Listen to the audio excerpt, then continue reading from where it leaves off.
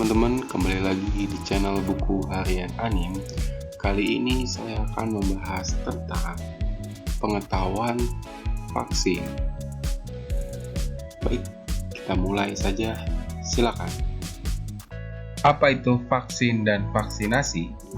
Vaksin adalah produk biologi yang berisi antigen berupa mikroorganisme atau bagiannya, atau zat yang dihasilkannya yang telah diolah sedemikian rupa sehingga aman, yang apabila diberikan kepada seseorang akan menimbulkan kekebalan spesifik secara aktif terhadap penyakit tertentu. Vaksinasi adalah proses di dalam tubuh sehingga seseorang menjadi kebal atau terlindungi dari suatu penyakit. Apabila sesuatu saat terpapar dengan penyakit tersebut, maka orang tersebut tidak akan sakit atau hanya mengalami sakit ringan. Vaksin bukanlah obat. Vaksin mendorong membentukkan kekebalan spesifik tubuh agar terhindar dari tertular virus ataupun kemungkinan sakit berat. Selama belum ada obat khusus untuk COVID-19, maka vaksin COVID-19 yang aman dan efektif serta perilaku 5M, memakai masker, mencuci tangan, menjaga jarak, menjauhi kerumunan, dan mengurangi mobilitas adalah upaya perlindungan yang bisa kita lakukan agar terhindar dari COVID-19. Banyak orang bertanya, apa saja kandungan vaksin secara umum? Kandungan vaksin ada 4. Yang pertama, antigen adalah zat apapun yang mampu menyebabkan sistem imun menghasilkan antibodi yang spesifik dan mampu berikatan dengan sejumlah komponen sistem imun. Adjuvan adalah substansi yang memperkuat dan atau memodulisasi respon imun terhadap antigen.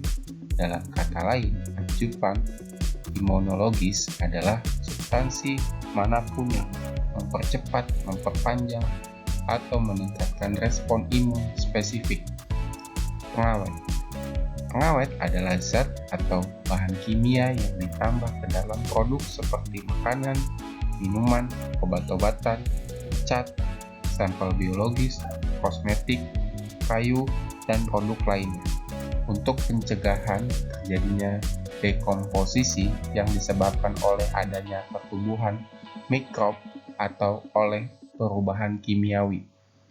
Stabilisator adalah orang, alat, dan sebagainya yang membuat stabil. Lalu, apa manfaat dari vaksin COVID-19? Sebagaimana manfaat dari vaksin lainnya, vaksin COVID-19 bermanfaat untuk memberi perlindungan agar tidak tertular atau sakit berat akibat COVID-19 dengan cara menimbulkan atau menstimulasi kekebalan spesifik dalam tubuh dengan pemberian vaksin. Vaksinasi COVID-19 dosis lengkap dan sesuai jadwal yang dianjurkan setelah penerapan perilaku 5M. Memakai masker, mencuci tangan dengan sabun dan air mengalir atau hand sanitizer, menjaga jarak, menjauhi kerumunan, dan mengurangi mobilitas adalah upaya perlindungan yang bisa kita lakukan agar terhindar dari penyakit COVID-19. Apakah ada efek samping dari vaksinasi COVID-19? Secara umum, efek samping yang timbul dapat beragam pada umumnya dan bersifat sementara, tidak selalu ada, serta bergantung pada kondisi tubuh. Efek seperti demam, nyeri otot, atau kemerahan pada bekas suntikan adalah hal yang wajar namun tetap perlu dimonitor. Manfaat vaksin jauh lebih besar dibandingkan resiko sakit karena terinfeksi bila tidak divaksin.